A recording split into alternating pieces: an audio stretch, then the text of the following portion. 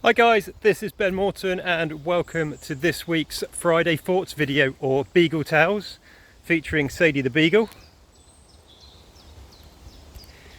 And in this week's video I want to follow on from last week's, and if you missed it you can find it just by scrolling through my social feeds, or you can head over to my YouTube channel and there's a playlist of all the Friday Thoughts videos in there for you. So this week I want to talk about the difference between responsibility and accountability and what that means for us as leaders.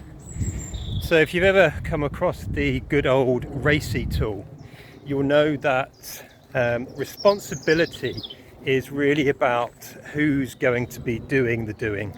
That's how I like to describe it. So it's the person that's going to execute the task. Whereas accountability is about where absolute and ultimate ownership lies. I guess to put this more simply, accountability is about with whom the buck stops. So who is ultimately accountable for making sure that this particular task or activity gets done. Now, for us as leaders, we're absolutely not responsible for everything that goes on in our team, department, division or business. But I think we are absolutely accountable for everything that goes on. We're accountable for the good, the bad, the ugly and the indifferent, really. And I've spent years really trying to find an example where this isn't the case, almost trying to break this theory. And I can't do it. I'll give you an example of what I mean, and then feel free to get in touch and see if you can disprove this theory, principle, call it what you like, that we as leaders are ultimately accountable for everything that goes on in our team. For example, let's say you have delegated a task to somebody in your team, and then what they have delivered for you isn't what you needed, is wrong, is not up to required standard, whatever the reason might be. It's not what you needed. Now, whose accountability is that? Well, ultimately I think it just keeps coming back to the fact that we're accountable as a leader.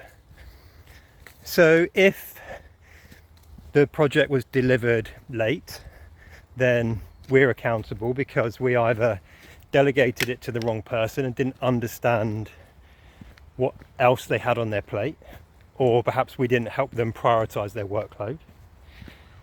If what we delivered isn't up to the standard required, then it could be that we weren't clear enough when we delegated around our expectations. Perhaps we delegated to the wrong person. We delegated it to somebody who didn't have the skills and experience to do it. So ultimately it just keeps coming back to us, which is that old cliche, right? Which goes, remember, every time you point a finger at somebody, there are three fingers pointing back at you, because you've got one finger sticking out and the rest are in a clenched fist, right?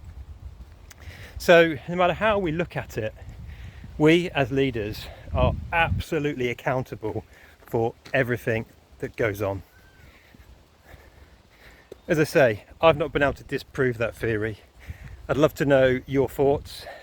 I'd love to know if you can disprove it, and perhaps we can have a good old debate on that one. So do let me know what you think. Either drop a note in the comments below wherever you're watching this, or drop me an email via chat@ben-morton.com. I'd love to hear from you.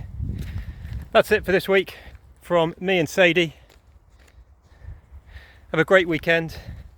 Take care and lead on.